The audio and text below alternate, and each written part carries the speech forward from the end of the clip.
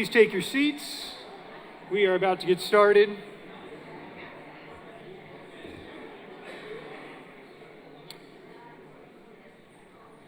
Hello, good afternoon. My name is Joe Lopez. I'm serving as President and CEO of the Richard Nixon Foundation, and it's my privilege to welcome you here today to the Nixon Library.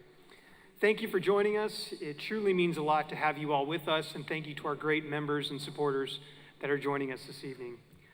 Our guest tonight is Eric Schmidt, the former CEO and chairman of Google, a technologist, entrepreneur, philanthropist, and someone who's left an indelible mark on the world of innovation. Eric is no stranger to the Nixon Library. Not too long ago, in 2022, he was here to help us honor his longtime friend, someone you're going to hear a lot about tonight, President Nixon's Secretary of State and National Security Advisor, Dr. Henry Kissinger. That evening, we celebrated Dr. Kissinger and gave him the Nixon Foundation's highest honor, the Architect of Peace Award. Though Dr. Kissinger is no longer with us, his wisdom lives on in his writings, his interviews, and especially in his books. One we're going to talk about tonight, his final book, Genesis, Artificial Intelligence, Hope, and the Human Spirit. Dr. Kissinger co-authored the book with Eric Schmidt and Craig Mundy. Genesis offers a thoughtful roadmap for navigating the extraordinary challenge of artificial intelligence. It's a fitting legacy for Dr. Kissinger, who spent his life thinking deeply about the forces that shape our world. Tonight, Eric will be in conversation with Frank Gannon. Frank served in the Nixon White House as special assistant to the president, and he played a key role in organizing and researching the memoirs of President Nixon. In 2022, the event I mentioned earlier, Frank interviewed Dr. Kissinger on this very stage. It was Dr. Kissinger's final visit to the Nixon Library at the remarkable age of 99, and we're going to hear a little bit more about that visit and their friendship. I can't think of a better pair to unpack two monumental topics: the brilliance of Dr. Kissinger and the profound ways that AI will shape our future. I hope you're excited as I am to hear their insights. Please welcome Eric Schmidt and Frank Gannon.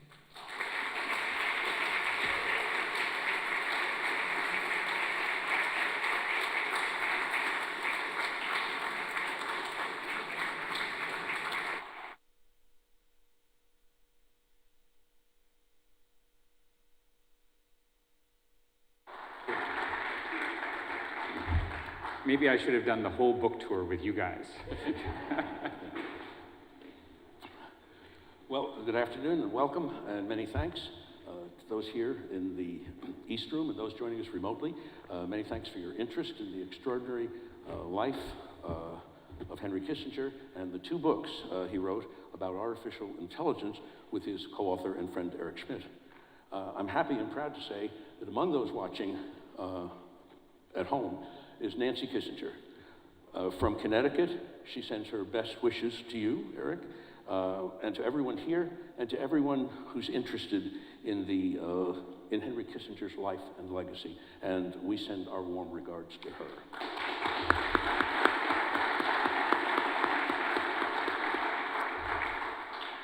Eric Schmidt, welcome back to the Nixon Library. We have happy memories of your visit with Dr. Kissinger back in 2022 when he came to talk about his book, Leadership. He was welcomed by, well, there you are arriving in 2022.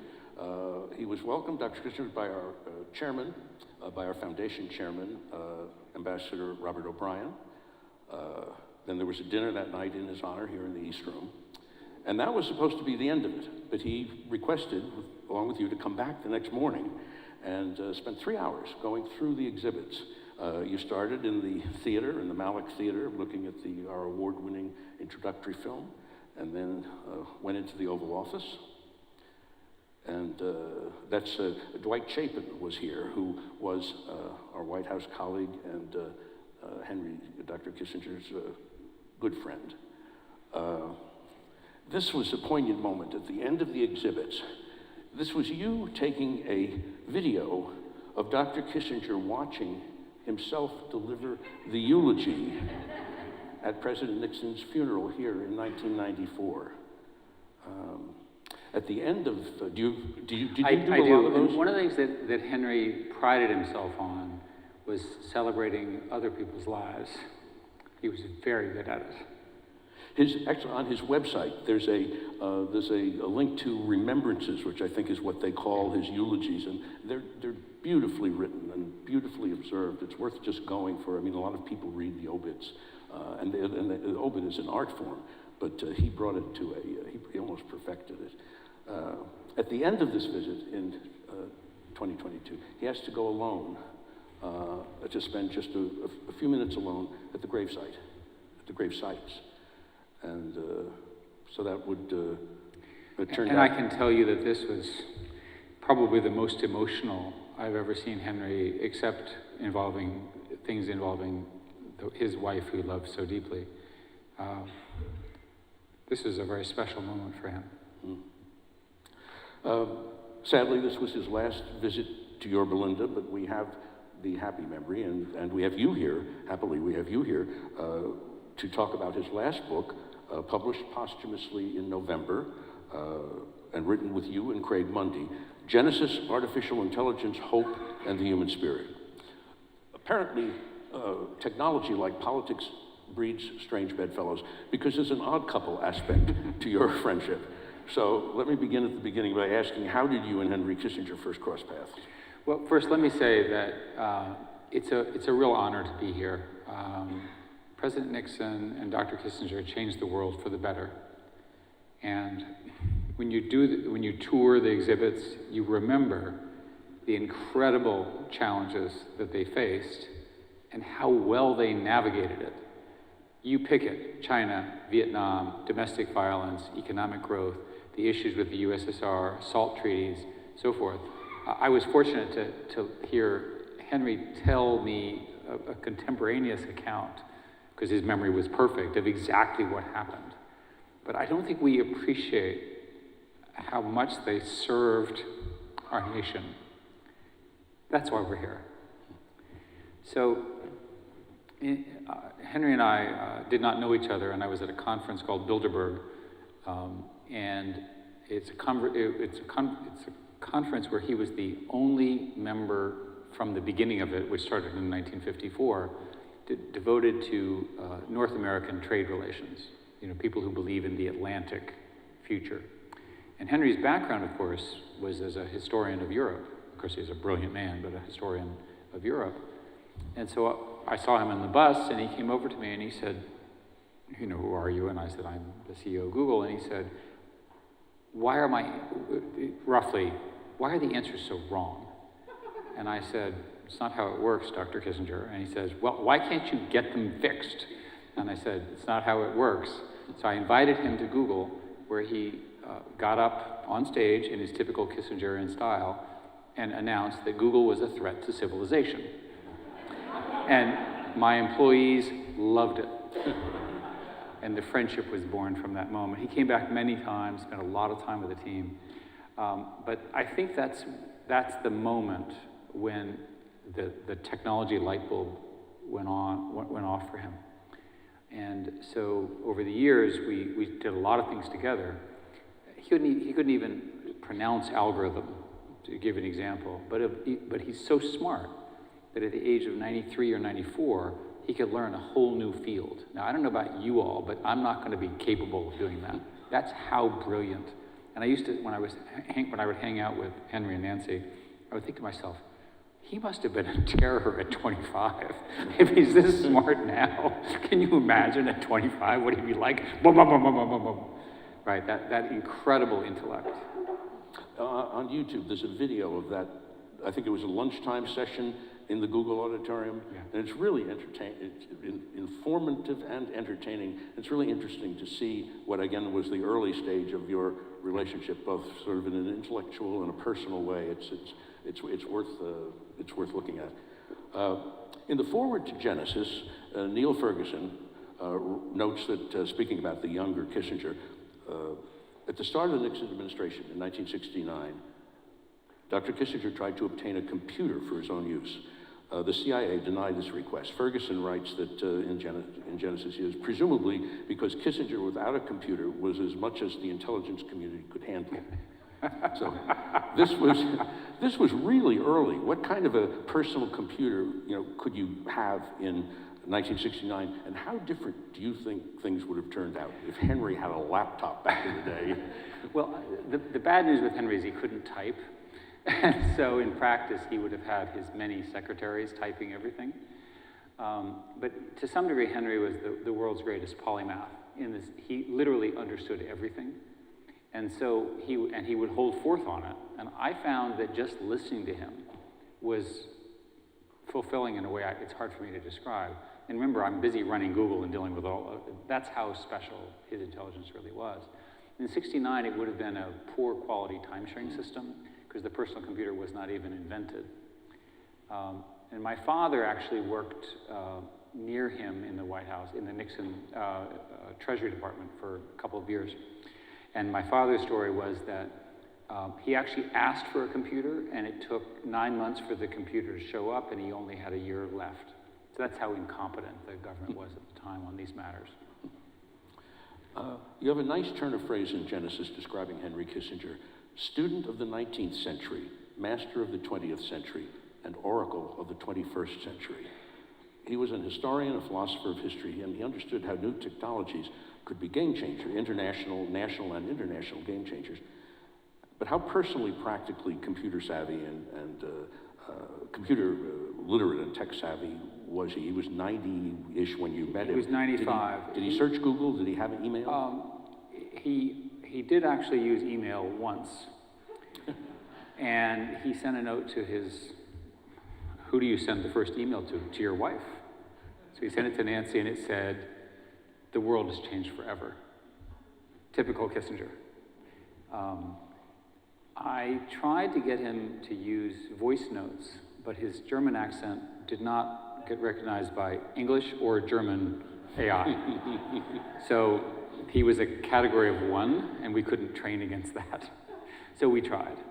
But I think one thing to understand about Henry was that if you go back to his history, remember, born in near Fürth in Germany, at 14 or so, Kristallnacht, all the bad German Nazi stuff happens. He's Jewish. He becomes afraid of the other boys because they're beginning to taunt him and so forth and so on. His mother decides to leave. The father didn't want to leave. The father was a very senior teacher in the gymnasium, which is the equivalent of a sophisticated high school in Germany. And so the mother convinces them to go. They go through England, and then with his brother, Walter, whatever it is, they came and they ended up in New York in Morningside Heights. In New York, he worked didn't speak English, he worked in a shaving brush factory. He used to describe to me how you made shaving brushes, literally for men. And then when he was 18, he received the draft notice, as people did. And I said, well, how do you feel? He says, I expected it. It was a very different time. And the funny story that at one point, I sent him to Minnesota for something. And he's a New Yorker, he's a really sophisticated guy. And Minnesotans are nice, pleasant, a bit slow, high quality people, but not New Yorkers, at least according to the New Yorkers. So I go to visit him in Minnesota. I said, how are you doing? And he says, I love it here. And I said, why? It's like farmland. He said, the unit that he was in World War II was from Wisconsin and Minnesota. And his first integration into America was with people from the upper Midwest. He thought of himself, little German guy with a terrible accent, as a Minnesota, Wisconsin native. And he went on and on about these blonde people, in the high and all this kind of stuff. And I thought, oh, wow, talk about imprinting. So his narrative coming into America was fortunate. His family in Germany were largely killed by the Nazis. So had he stayed, we would not have had Henry. It shows you how rough things were back then. We have an example here of the prescient but pre-Schmidt Kissinger. It's a clip from his visit here in 2014 when he was discussing his book, World Order. World Order had a terrific final chapter describing the impact of the emerging internet on international relations. The chapter I wrote on the internet. The world changed when printing was invented and has never been the same. The world changed when the internet became dominant. It's not, you can't abolish it, obviously, but one has to understand that it leads to a fragmentation. It enables you to collect more information, but it leads to a fragmentation of perception, because when you learn from books, you have to form concepts because you can't possibly remember everything you've read. When you learn from the internet, you can get an answer every time you press a button. And therefore, you can learn the superficial aspect of a problem, but you don't have an incentive to learn the deeper aspects. And so, and I also think that these social networks and so forth, they're all great fun, but they produce a kind of narcissism where people watch themselves with great rapture to see what they might do next and feel they have to communicate that. So I'd just like them to have a little perspective on this. But I have to say they, on the other hand, have a measure of contempt for somebody whose knowledge of the internet is as fragmentary as mine is. We're in a revolutionary period, and I'd like it to be elevated by a higher sense of purpose than we get out of our normal means of communication. And of course, he was right. People watching themselves with great rapture to see what they might do next. So he's aware and concerned, but he's lacking specifics. Then he meets you, and he gets up to speed, and he begins raising awareness and raising the alarm, particularly with a couple of totally unexpected and highly influential articles. He surprised everyone and broke the ice in June 2018 with an article in The Atlantic, How the Enlightenment Ends. And then again in The Atlantic, just over a year later in August of 2019, along with you and Dan Huttenlocher, he published The Metamorphosis. Those articles attracted a lot of attention. Yeah, he was very proud of this because he was busy writing this book, which took him forever, because it always took him three years to write a book on leadership. And he figured that everybody wanted to talk to him about leadership. But once he wrote How the Enlightenment Ends and Metamorphosis, that's all everyone wanted to talk to him about. So when he would go out with his friends, who are all of similar ages, he would just hold forth on the impact of this technology on society. What I realized in watching him was that he enjoyed being an expert who crossed between the bridges. And he had a view of me. We're best friends, right? He said, "It's very important, Eric, that you not be in charge." So that's really kind, Henry. The people in charge need to be people who have studied everything. And he had a view of technology people, such as myself, that we didn't understand history, true, people, true, social dynamics, true, politics, true, right? And yet we thought we did. And he was right. And if you look at what's happened in the last 5 years, with the both amazing but also disturbing impacts of technology, you can see that it would be nice if there were more than just the tech people making these decisions. And I used to explain to him that the tech people are doing this because of capitalism, which obviously we support, and they're doing what you want. They're founding companies, they're pursuing revenue and so forth. He said, but what's the higher purpose? And what I learned about Henry, and this is to some degree from Neil is perhaps his foremost biographer now, is that when Henry was, he always denied this to me, but I'm quite sure it's true.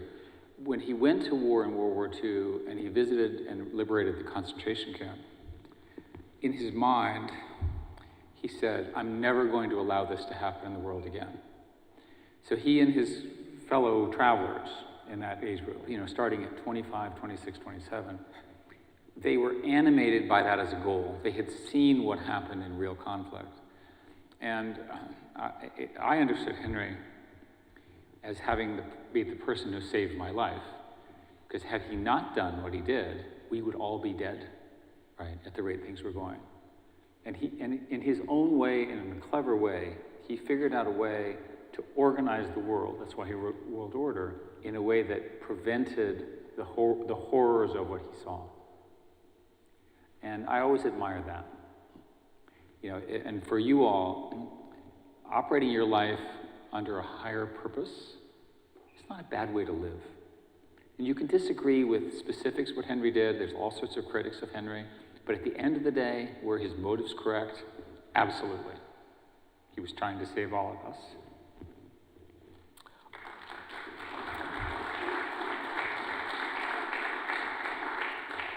So you've met and become friends with Henry Kissinger, and you've clearly raised his consciousness regarding AI.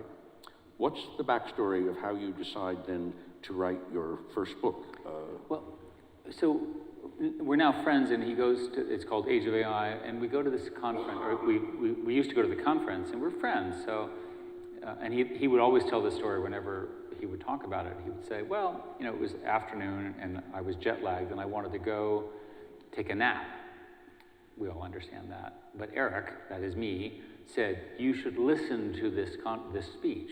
And Demis Hassabis, who's now won a Nobel Prize, gave a speech about what AI could represent. And in Henry's brain, it clicked. All of a sudden, everything made sense.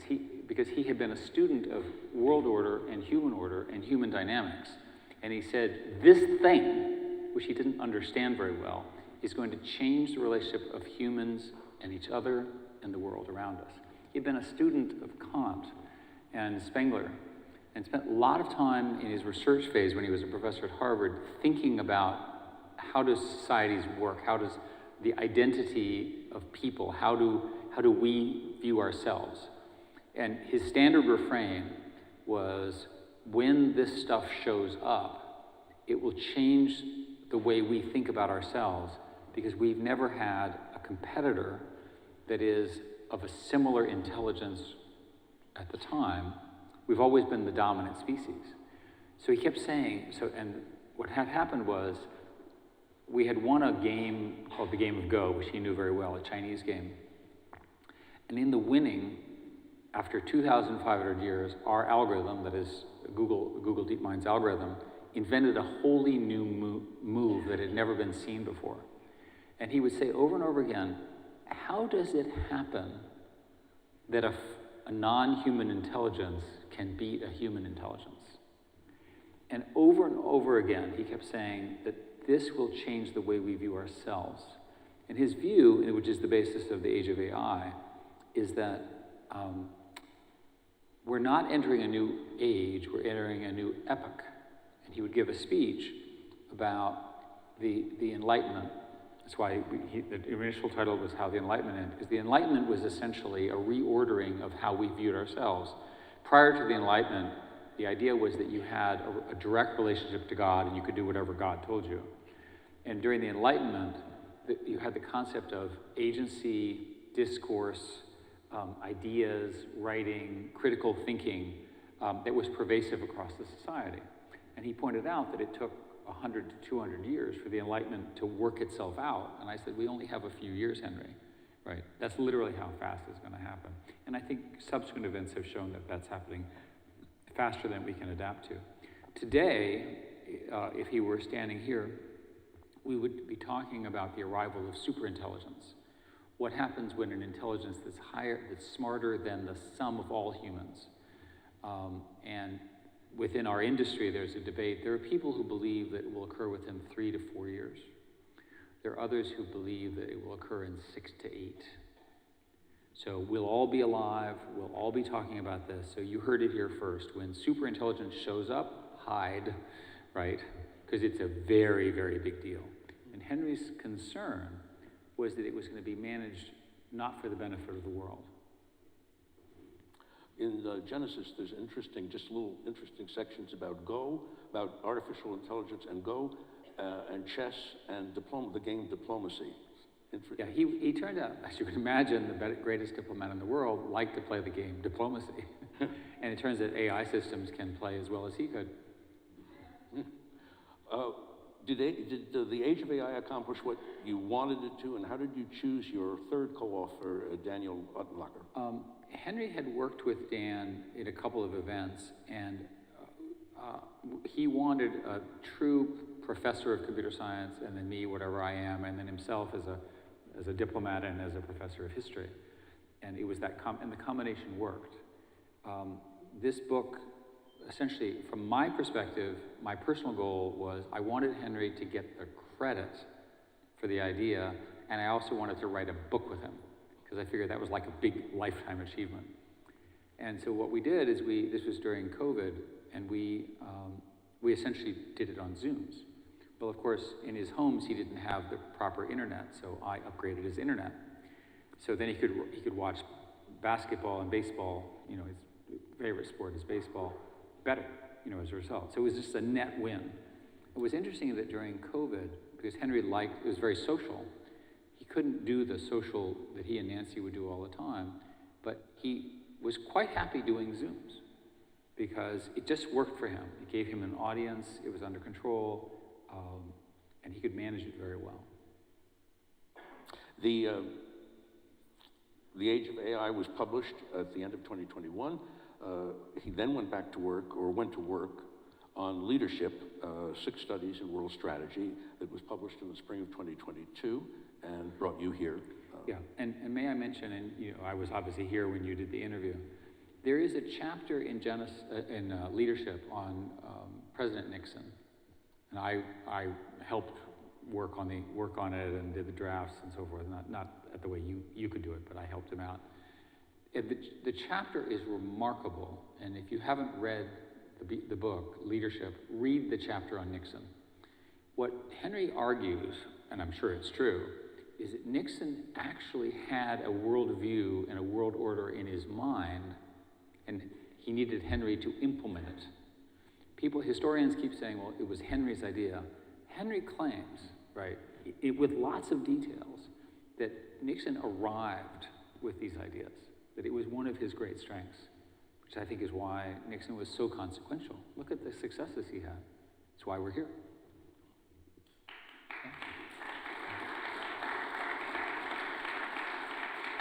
And by the way, on the Genesis book, I kept saying, Henry, can you get this thing published? It's so good. He said, no. He would spend a year fiddling with the language in each paragraph. I said, publish it. People, the readers are going to die, Henry, at the rate you're going. And yet he was such a perfectionist, right? And he did this with the other books as well. So the mastery of the writing is really his. That's one of his great gifts. And you said this earlier when he was talking about tributes.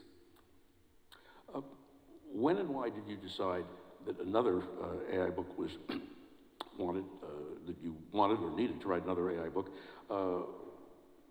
What did you want the book to do? Why did you choose Craig Mundy as the co-author, and why did you call it Genesis? So Craig was a good friend and collaborator with Henry for 30 years. They had been corresponding. Craig's very, very smart technologist, computer scientist at Microsoft, chief scientist, and so forth and so on there. And so they had independently been talking about some of Craig's ideas, which are very subtle on how this worked, and they developed a friendship. So Henry says, we have to write another book. I said, like, why? And he said, well, a lot has changed, which is correct. So what he wanted to do in what turns out to be his last book, and he understood, when you're 95, 96, you obviously have private conversations about how many more years you have to go. So the probabilistic calculation, if you're 96, 97, is you have 1 or 2 years. But I decided I wouldn't tell him that. So I said, you have 5 more years, which means 2 more books, Henry, in you. And I said that to him continuously. So in the case of Genesis, he had another book in him. And I'll give you an example. Because of what he was doing, I wanted him to meet all the really smart people and so forth. Because Demis was so important, Demis, whenever he would come to the US, would sit down with Henry. Typically, Henry was a member of a private club in New York. We could have a sort of private conversation in a room. And so I still remember Demis arguing with Henry and Demis losing. Because with the great diplomat, you know, he knows how to negotiate. And they ultimately came to sort of an agreement on how AI would evolve, right? And it was remarkable to watch one of the greatest computer scientists, far, far more accomplished than myself, and one of the greatest minds in history, get to that point. He became pretty good friends with Dario Amodei, who's the founder of Anthropic. And so one day, Henry called, and you know, Henry in his Greek German accent says, well, show me something you can do. And Dario said, well, you asked the question. And so Henry's question to Anthropic at the time was, design a new religion that will spread rapidly in today's age.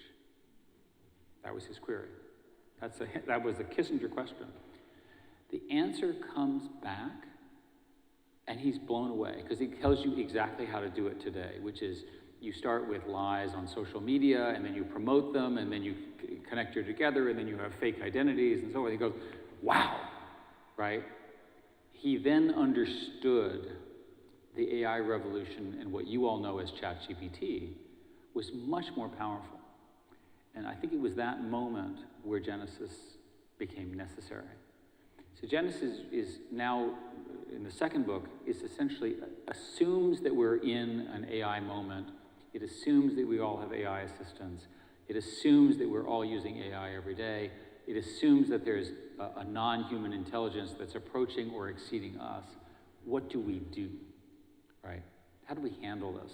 How do we handle misinformation? How do we handle politics? How do we handle national security? All that kind of stuff. He was very concerned that the structure, and this is maybe influenced by me, that the structure that he designed in 1953 in the very famous RAND meetings, where they essentially invented mutually assured destruction, wouldn't work. Because in AI, you have too many parties, whereas with MAD, you have two players. It's essentially a two-player game. He used to tell me this really funny story. He said, you know how I used to do this? I go, how? And he goes, well, I'm in the Kremlin, okay, and I've got whatever his name is, his counterpart, maybe Kosygin or one of those people when they were foreign minister, and he would start the negotiation. You're on one side, our side's on the other side. He would start, his negotiating strategy was to tell the Russians, the Soviets, what we knew about them and their weapon systems, because that's where we're negotiating over. So his theory was you establish the basis of what you know. So he starts, and all of a sudden the other side starts screaming, right, in Russian, which he doesn't speak. And then this guy gets up and he leaves. And there's a pause, and then the meeting starts up again. And he goes like, what happened to the translator? And the translator said, he wasn't cleared for that information in the Soviet Union. And it was over one of the ICBMs that was still secret within Soviet, but of course the US knew it. What I like about that story, aside from it being funny and for Henry, is the way he did the negotiation was he counted things. And indeed, as a result of his extraordinary work, we reduced the number of nuclear weapons from something like 20 or 30,000 per side to 4,500 plus or minus 500. And I think young people here will not understand what a real arms race is until you go visit some of the bombs and see what people came up with, right, in the 50s, right, and all the bases and so forth and so on. You remember Eisenhower, who Henry admired a lot. It was interesting how he thought he was a very, very impressive human being.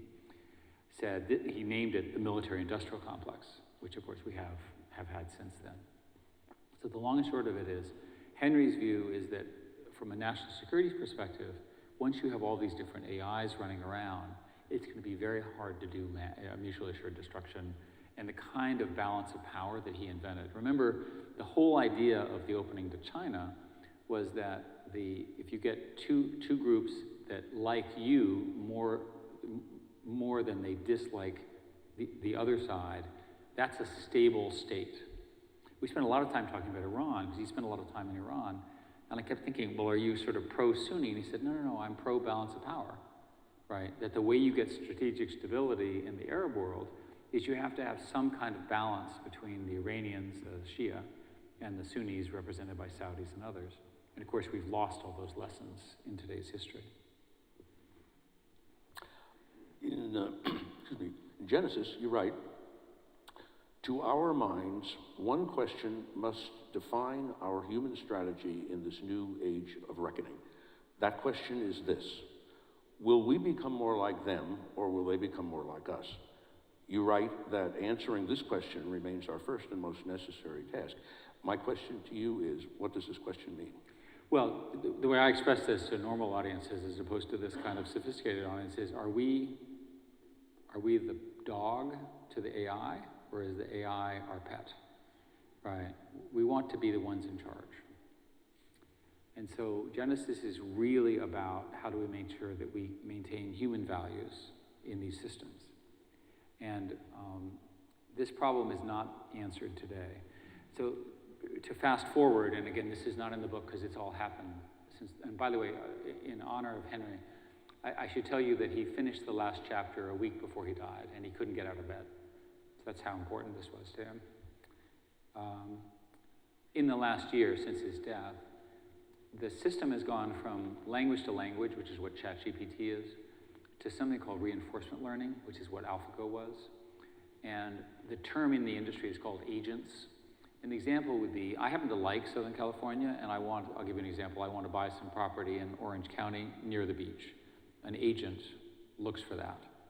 And then there's all sorts of developer rules. An agent negotiates on that.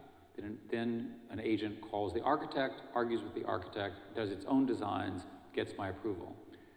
Eventually we get permits, which of course are processed by the agent, and then the agent selects a contractor who proceeds to attempt to build my house, and then the next agent sues the contractor for failure, right? Why did I tell you that facetious but possibly truthful story?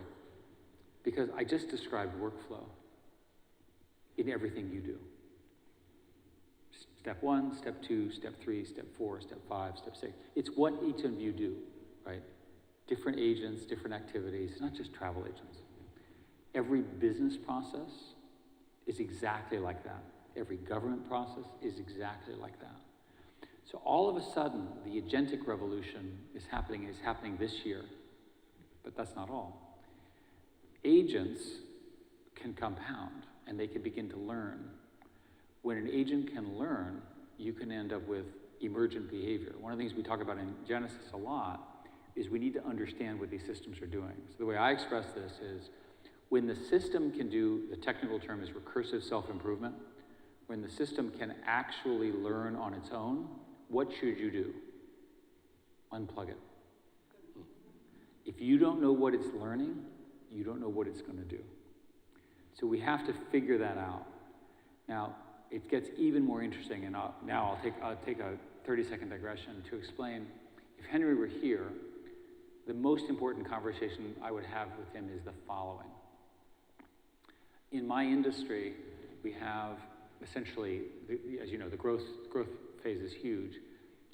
I'm going to argue with you that the AI revolution is underhyped, not overhyped. I know that sounds crazy, because at some point we'll be able to have, maybe soon, AI versions of scientists. So you have human scientists, and then we have AI versions. Well, how many can you have? 1 million, 2 million. They're just computers. We just need more electricity. So at that point, the development slope gets to be like this. Okay, follow me? So all of a sudden, we're moving really fast. So you have millions and millions of inventions, and these are inventing, new chemistry and new physics and so forth and so on. Well, let's say we're in an arms race with China, to use a perhaps possible example, and they're doing the same thing. And for purposes of argument, they're 6 months behind. And you go, no problem. 6 months, tiny amount of time, and so forth.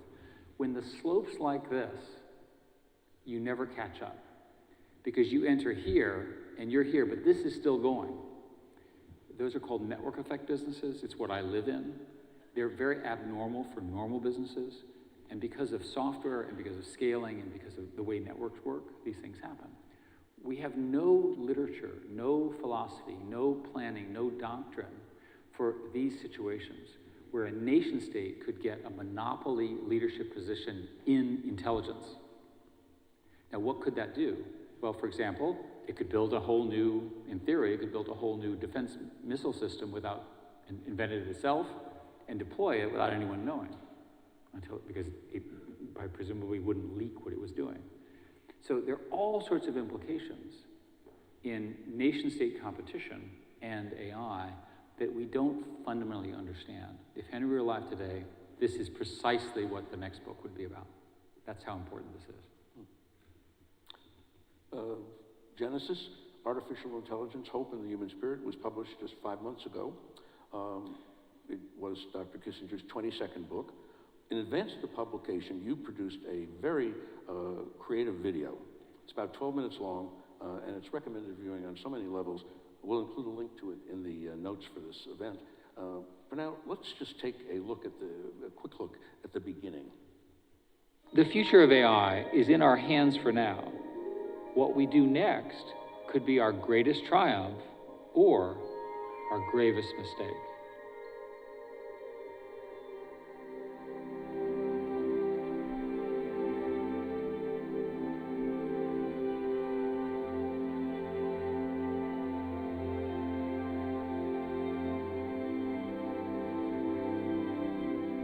In this new era, we're only at the beginning. King Midas of ancient Asia Minor wished that everything he touched would turn to gold. Dionysus, the god of pleasure, granted his wish.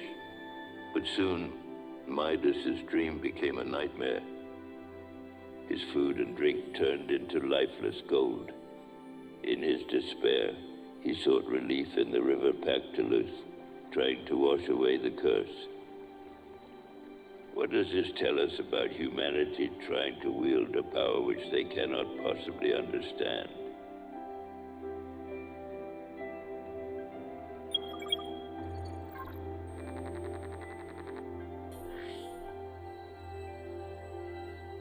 Eric, Craig, and I decided to write Genesis to examine what artificial intelligence means for humanity and explore solutions to the challenges it poses.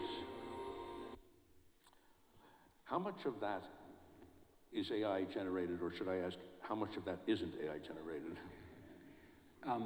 The images are AI generated, but that's Henry.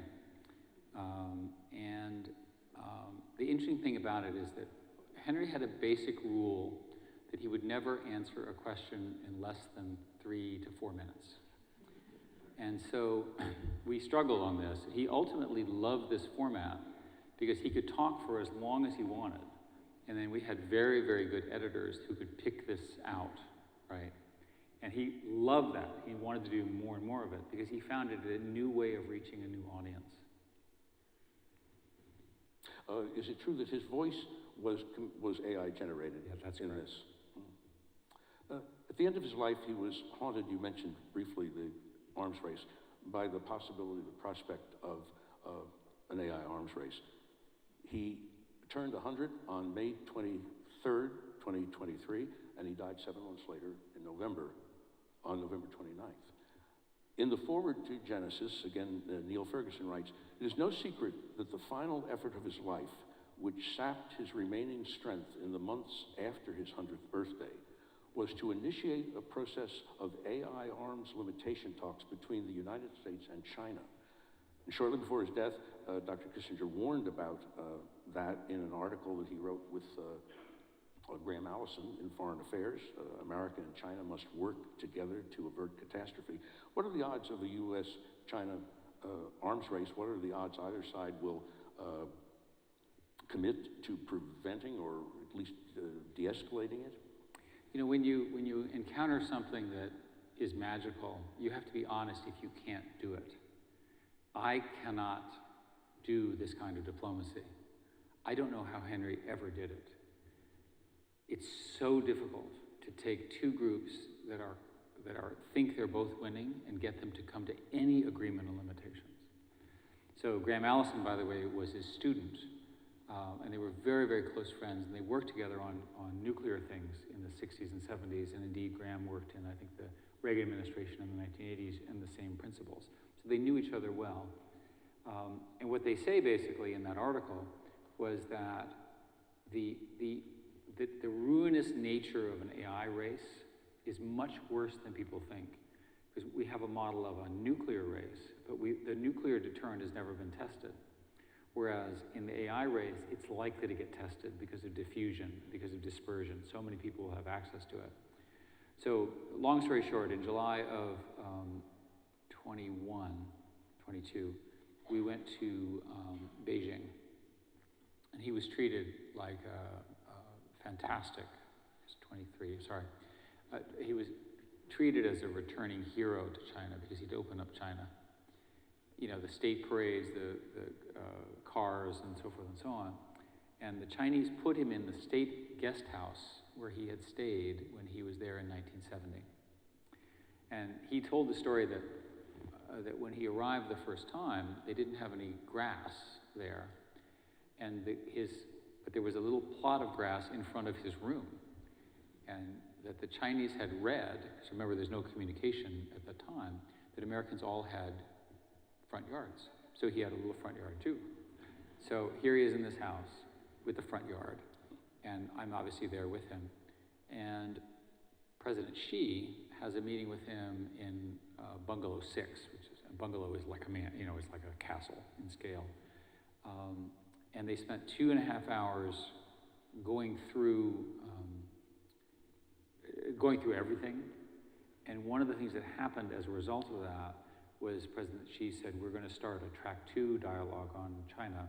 Craig now leads that. We had our meeting a couple of days ago. And here's the way these meetings work. This is why I'm just not the right person. The Americans are on Zoom. We're all dressed more casually than I am right now. And the Chinese are all lined up, 9, with a little sign behind them, and they're all in their little suits, and they're all reading from their prepared scripts. So that's how it started. We now are in the situation where both sides agree that there are areas of mutual benefit. The most obvious one would be extreme terrorism, misusing these technologies to do biological harm. So the biggest danger from current AI are biological attacks, cyber attacks. Neither the US nor China wishes those. And so the question is, how do you come to an agreement with those? And my point to Henry, and this is reflected in Genesis, is on the one hand, we're negotiating, but in the process of negotiating, like you, Henry, with the Soviets, we're also informing them of what we're doing. We're educating them, and we want them to be behind. So there was a conundrum, and his answer was, they'll catch up fast enough, because he understood how smart the Chinese were, because he respected them. When we would talk about China, by the way, Henry was not pro-Chinese. Henry was a pro-American, you know, a serious American. So he was always worried that, in my phrase, not his words, some idiot would do something stupid that would begin the path to war. And he always used the example of World War I and the shooting in Sarajevo. And he would say that, remember that it's Europe, so the shooting occurs in June, and everyone goes on vacation in June, in July, and August. They don't realize the cataclysm that is just about to begin. So he's very, very worried. Even at the end of his life, he was worried about a recreation of what he saw as a boy. Aside from his family, of course, you and Craig Mundy probably spent more time with Dr. Kissinger in this last year and in his last months and days. You've said that you were working on the final chapter of Genesis right up to the end.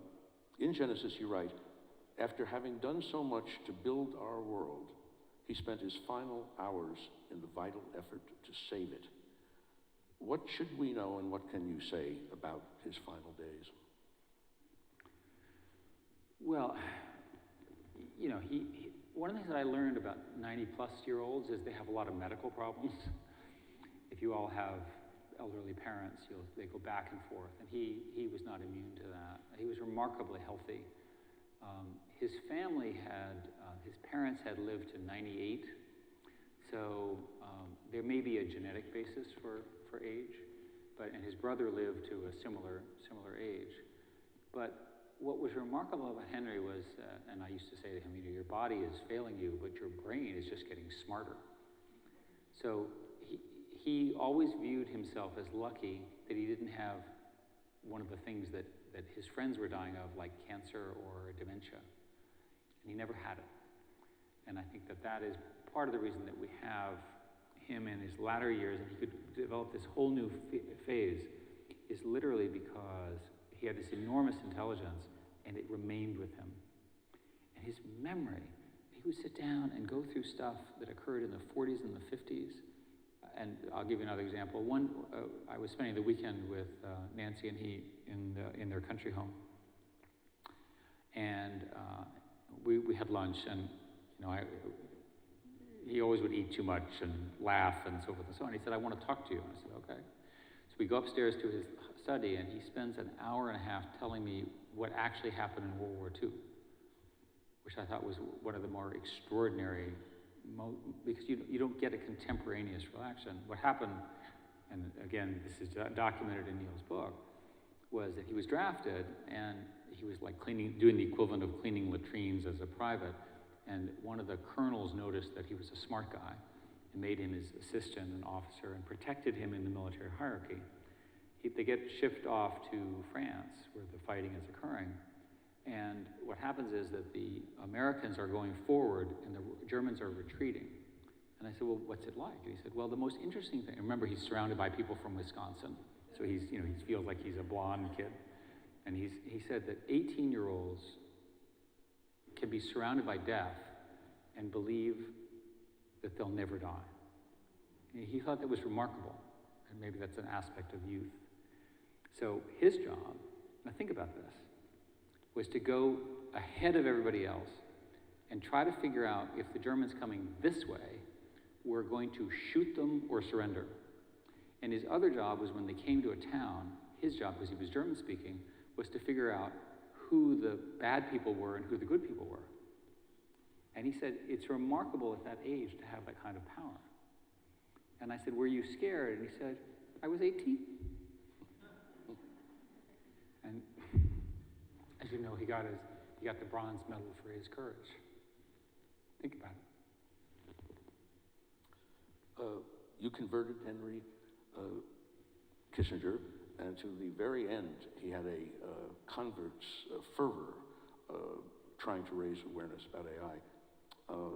There's a brief clip from a powerful and poignant interview with Matthias Döpfner, the CEO of the I Axel. think this was his last interview. Yes.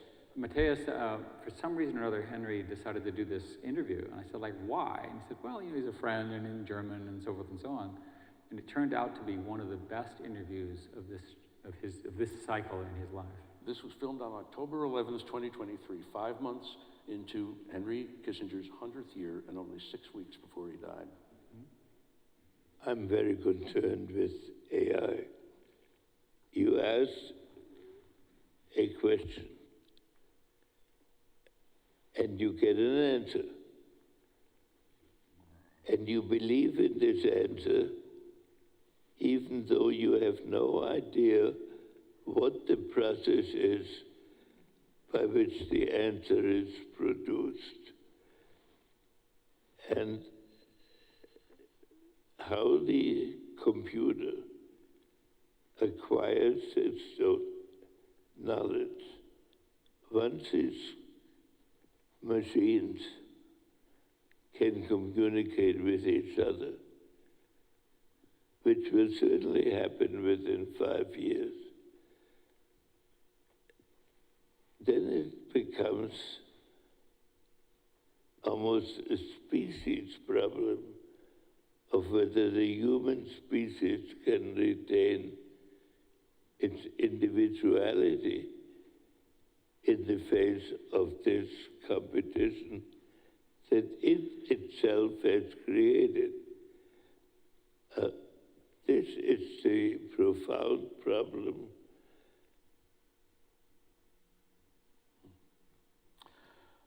So at this point, he's very, very concerned about the rapid adoption of this technology and how human systems will not adapt to it.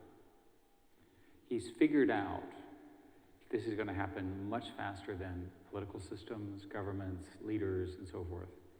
And my answer was just talk to the tech people he didn't like, because he didn't think the tech people should be in charge. It was too important for my ilk.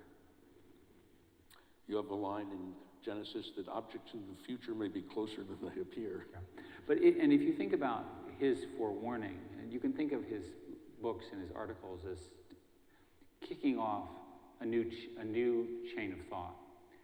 Because up until the point at which he entered this space, none of us were talking about the impact of this on governance, society, and our own identity.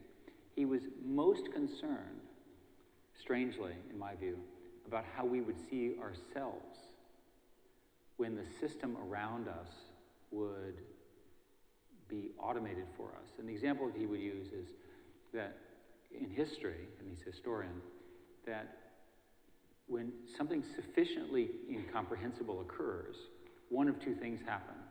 It either becomes a religion, or you organize with pitchforks and guns to fight it.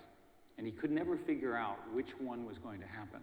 But his view was that human liberty would not allow the kind of control and autonomy that AI is providing. And I think that again, he's probably the first person to identify this in the world. Because if you think about it today, my industry is trying very hard to automate everything, and humans don't like a loss of liberty. Humans want human control, human judgment, and so forth. So if the prize is extremely efficient countries and extremely efficient lifestyle, that may be a decrement to the way our sense of freedom and agency and so forth, and human agency and freedom are so incredibly important, and he felt very strongly about this.